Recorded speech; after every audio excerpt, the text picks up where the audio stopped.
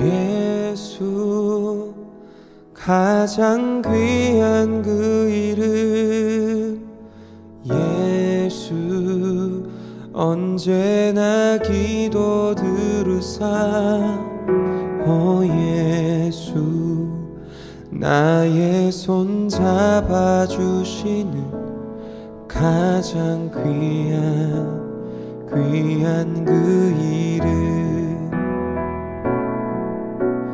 예수 왕의 왕이 되신 주 예수 당신의 끝없는 사랑 오 예수 목소리 높여 찬양해 가장 귀한 그 이름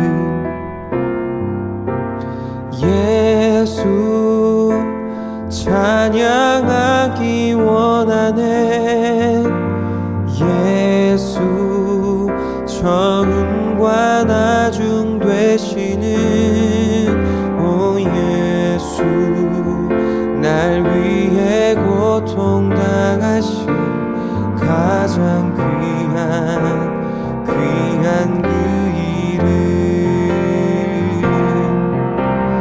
예수 왕의 왕이 되신 주 예수 당신의 끝없는 사랑 오 예수 목소리 높여 찬양해 가장 귀한 그 이름 가장 귀한 그 이름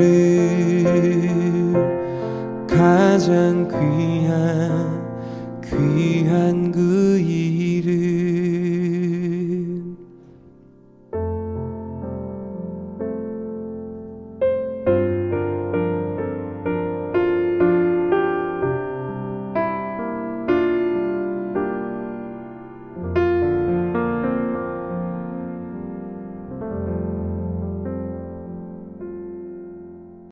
오늘의 말씀은 로마서 15장 22절에서 33절까지입니다. 그러므로 또한 내가 너희에게 가려 하는 것이 여러 번 막혔더니 이제는 이 지방에 일할 곳이 없고 또 여러 해 전부터 언제든지 서바나로 갈 때에 너희에게 가기를 바라고 있었으니 이는 지나가는 길에 너희를 보고 먼저 너희와 사귐으로 얼마간 기쁨을 가진 후에 너희가 그리로 보내주기를 바람이라. 그러나 이제는 내가 성도를 섬기는 일로 예루살렘에 가노니 이는 마게도니아와 아가야 사람들이 예루살렘 성도 중 가난한 자들을 위하여 기쁘게 얼마를 연보하였음이라. 저희가 기뻐서 하였거니와 또한 저희는 그들에게 빚진 자니 만일 이방인들이 그들의 영적인 것을 나눠 가졌으면 육적인 것으로 그들을 섬기는 것이 마땅하니라. 그러므로 내가 이 일을 마치고 이 열매를 그들에게 확증한 후에 너희에게 들렸다가 서바나로 가리라. 내가 너희에게 나아갈 때에 그리스도의 충만한 복을 가지고 갈 줄을 아노라.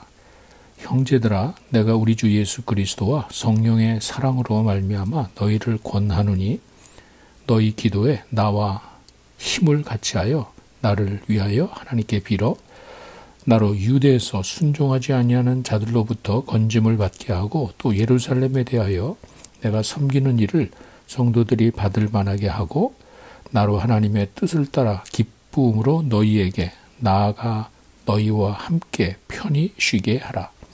평강의 하나님께서 너희 모든 사람과 함께 계실지어다. 아멘.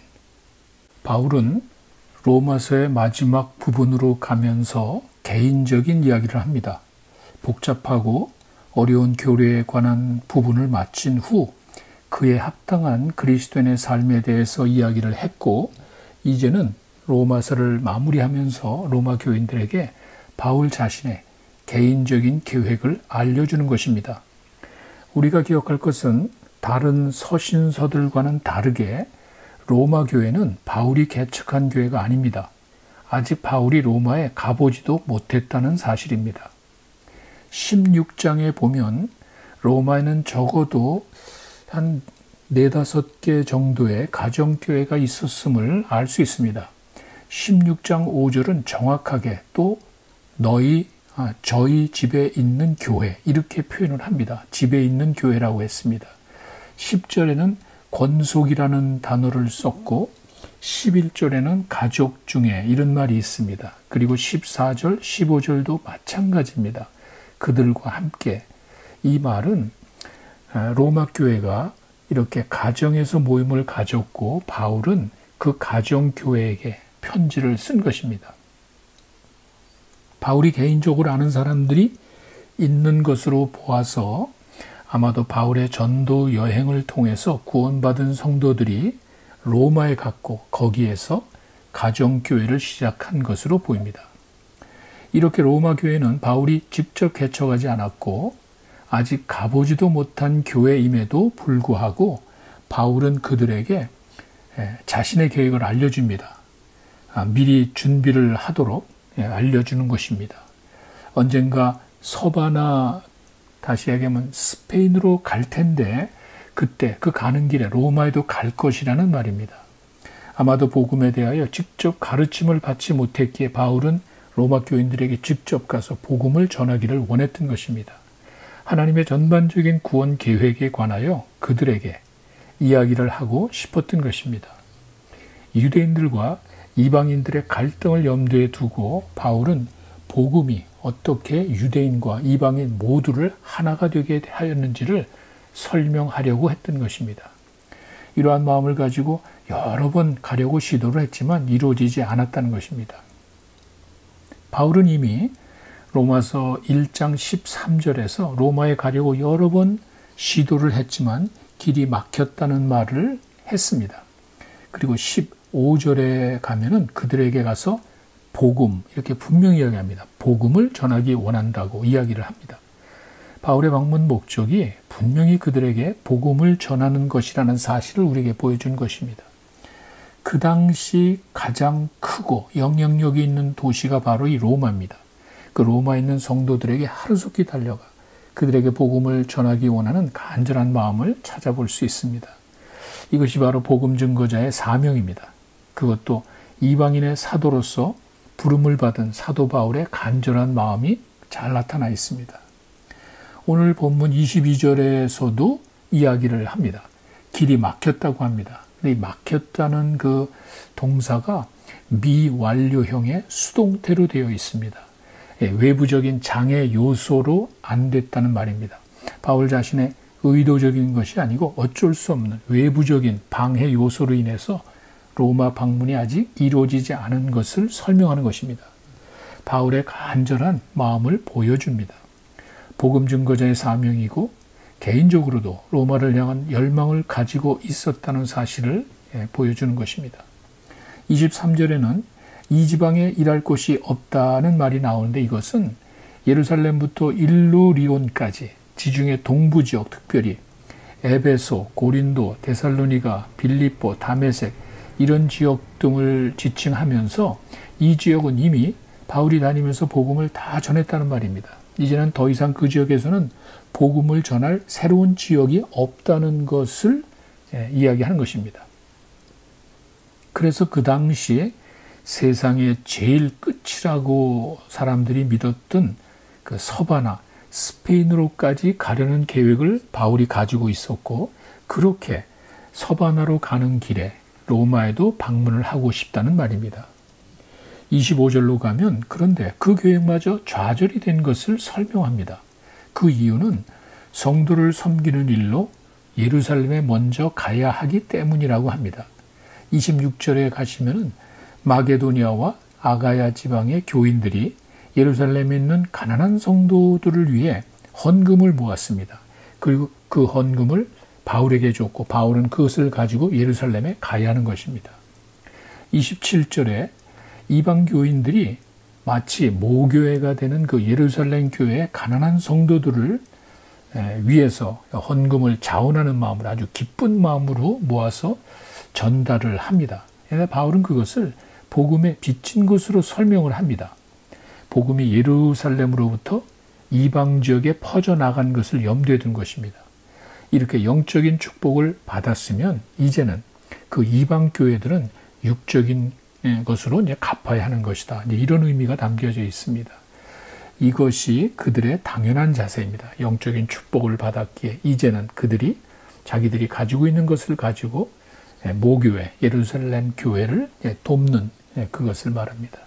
참 영적으로 또 육적으로 아름다운 교제와 나눔이 이루어지는 것을 볼 수 있습니다.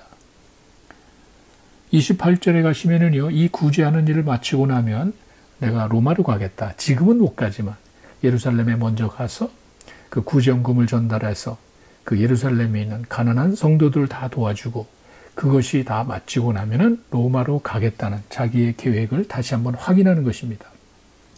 그런데 거기 한 가지 우리가 주목을 해야 될 것은 29절에 그들에게 갈 때에 그리스도의 충만한 복을 가져가겠다. 이렇게 이야기를 합니다. 이게 선교의 핵심적인 요소입니다. 우리가 선교를 할 때 가장 중요한 것이 뭔지를 보여주는 것입니다. 바울은 로마 교회로 갈 때 다른 것이 아니라 그리스도의 충만한 복, 다시약에서 이 복음을 전해주겠다고 분명히 이야기를 합니다. 이것이 선교의 가장 중요한 목적이고 이것을 선교의 최우선으로 해야 하는 것입니다. 바울은 로마 교인들에게 다른 무엇보다 복음, 그리스도의 충만한 이 복을 전해주고자 하는 열망을 가지고 있었던 것입니다. 이것은 선교하는 우리 모두에게 주는 중요한 교훈이 있습니다. 우리가 선교를 한다 그랬을 때 가장 중요한 것, 가장 최우선으로 해야 되는 것이 뭔지, 그건 바로 복음을 전하는 것. 이것을 잃어버리면 안 됩니다. 이것을 하지 않을 때 단순한 일반 사람들이 하는 구제에 미치는 것밖에 되지 않습니다. 우리는 구제 수준이 아닙니다. 그 이상으로 복음을 전해서 한 영혼이 구원받고 그들을 주님께 인도하는 큰 사명을 하는 것이지 우리는 단순히 구제하는 사람들이 아닙니다. 구제의 수준에 미쳐서는 안 된다는 것입니다. 그 이상을 해야 되는데 이것은 바로 복음을 전하는 것이다. 이렇게 바울은 분명히 이야기를 해줍니다. 30절에 가시면 바울은 그 일이 잘 이루어지기를 바라는 마음으로 기도 요청을 합니다. 참 순수한 아름다운 모습입니다. 인간적인 계획과 준비가 중요합니다. 근데 그게 전부가 아니라는 것입니다. 실제로 선교를 하다 보면 다양한 변수가 있어서 어려움을 겪게 됩니다. 그랬을 때 당황하고 실수하고 좌절하고 포기할 수도 있습니다. 이런 것들을 염두에 두고 그 선교의 다양한 변수를 생각하면서 당연히 기도를 요청하는 것입니다. 그런데 여기서는 좀 더 구체적인 이유가 있습니다. 바울이 단순히 일반적인 선교에 어려움을 놓고 예상하고 기도를 요청한 게 아니라는 것입니다. 그 이상의 목적이 있었습니다. 31절에 가시면 바울은 자신이 예루살렘에 가면 생명의 위협을 느끼게 되는 것을 알고 있었습니다. 그래서 사람들이 가지 말라고 했습니다. 이런 자기가 예루살렘에 갔을 때 이방의 사도로 복음 증거에 대한 내용을 소개했을 때 전통적인 그 유대인들은 그것을 반대하고 바울에게 위협을 가할 수가 있다는 것입니다. 그런 자기가 예루살렘에 가면 구체적으로 어려움을 겪게 되는 것을 알기 때문에 그것을 위해서 기도해 달라고 한 것입니다. 사실 기도는 선교의 가장 기본적인 사역입니다. 기도가 뒷받침이 되지 않은 선교 사역은 불안하고 기도가 없는, 기도가 빠진 선교는 인간적인 수단으로 흐를 수가 있습니다. 그래서 기도는 항상 선교에 가장 중요한 위치에 있음을 바울이 실제로 자기의 그 기도 요청하는 것을 통해 보여준 것입니다. 오늘의 말씀을 통해서 깨닫게 되는 교훈은 복음 증거자의 삶, 복음의 빚진 자의 삶이 어떤 것인지를 우리에게 보여줍니다. 바울은 세상 끝에 있는 서바나 스페인까지 가서 복음을 전해주고자 하는 분명한 목적을, 마음을 가지고 있었습니다. 근데 이것은 사실 예수님께서 승천하시면서 이야기하신 것입니다. 땅끝까지 가서 복음을 전하라고 했기 때문입니다. 사도행전 1장 8절이죠. 오직 성령이 너에게 임하시면 너희가 권능을 받고 예루살렘과 온 유다와 사마리아와 땅 끝까지 이르러 내 증인이 되리라. 이렇게 이야기를 했습니다. 주님이 이 명령을 주시고 승천하셨는데 바로 그때 바울이 그 자리에 있었던 것은 아닙니다. 바울은 그 자리에 없었습니다. 그리고 이건 사실 어느 특정한 사람들, 몇몇 사람에게 주어진 명령도 아닙니다. 예수님을 믿고 따르는 많은 사람들에게, 모든 사람들에게 주신 일반적인 명령입니다. 이렇게 우리 모두는 예수님을 믿고 따르는 자들로서 바울과 같은 심정을 가지고 살아야 하는 것입니다. 복음에 빚진 자라는 심정으로 영적인 부담감을 가지고 살아야 한다는 것입니다. 그것이 사명자의 삶이고 바로 그런 삶을 우리 주님은 기뻐하시고 세상 끝까지 함께 하시며 축복해 주시는 것입니다. 우리가 가진 그 사명 때문에 우리 주님은 우리를 떠나지 아니하시고 항상 보호하시고 인도하신다는 말입니다. 이것은 우리 모두 다 선교사로, 선교지로 나가야 한다는 말이 아닙니다. 그래서 우리 교회에서 강조하는 가보기 선교가 바로 그것입니다. 직접 가든지 선교 헌금에 동참함으로 보내든지 아니면 선교사의 심정으로 기도하면 됩니다. 이렇게 내가 할 수 있는 방법으로 내가 할 수 있는 그 선교에 동참하는 것이 복음에 빚진 자들의 삶이라는 것입니다. 그리고 이것이 지상명령을 이루는 실제적인 방법이고 우리 모두의 사명이 되는 것입니다. 우리가 무엇을 위해 살아가야 하는지, 주님이 왜 나를 축복해 주셔야 하는지, 바로 우리가 가진 사명에 달린 것입니다. 나 자신이나 개인의 목적이 아니고 주님이 주신 사명과 선교의 아름다운 뜻을 이루기 위해 여러 가지 모형으로 참여한다면 그것은 주님을 기쁘시게 하는 것이고 그 사명 때문에 그 사명을 이루기 위해 우리 주님 우리를 떠나지 않으시고 축복해 주실 것이라는 말입니다. 우리가 어떤 마음을 가지고 살아가는지가 그래서 중요합니다. 우리의 삶을 좌우하는 것입니다. 복음에 빚진 자의 마음을 가지고 살아가든지 아니면 개인의 만족과 욕심을 해 살아가는지 우리 스스로의 삶을 살펴봐야 합니다. 사명을 가진 자의 삶이 중요하기 때문에 그렇습니다.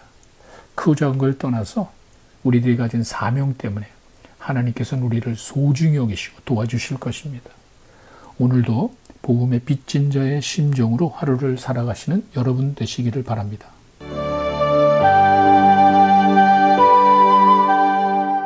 이제 우리 함께 기도하는 시간을 갖겠습니다. 먼저는 주신 말씀을 기억하면서 기도하시기 바랍니다.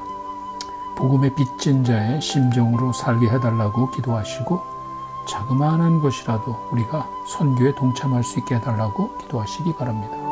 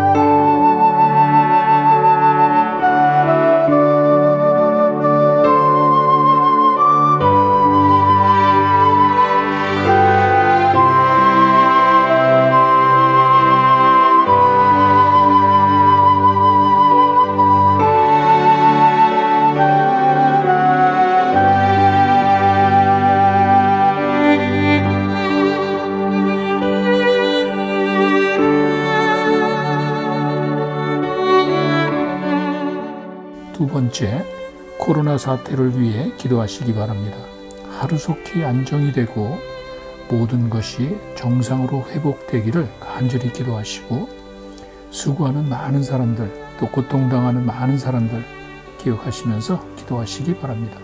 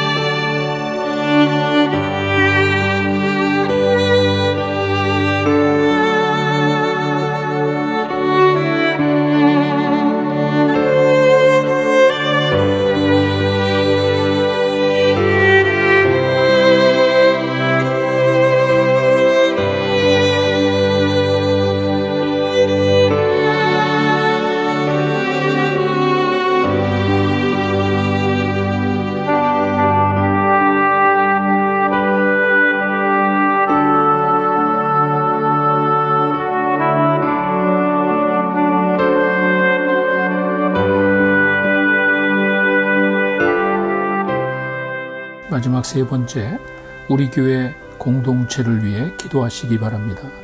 최근에 사랑하는 가족을 잃어버린 몇몇 가정들이 있습니다. 그들에게 하나님이 위로하시고 평안 주시고 인도하시기를 기도하시고, 교회가 재정적으로 어려움을 당하지 않도록 기도하시기 바랍니다. 온라인 사역, 주일 예배와 목장, 새가족 사역, 그리고 삶 시리즈 등이 잘 이루어질 수 있도록 기도하시기 바랍니다.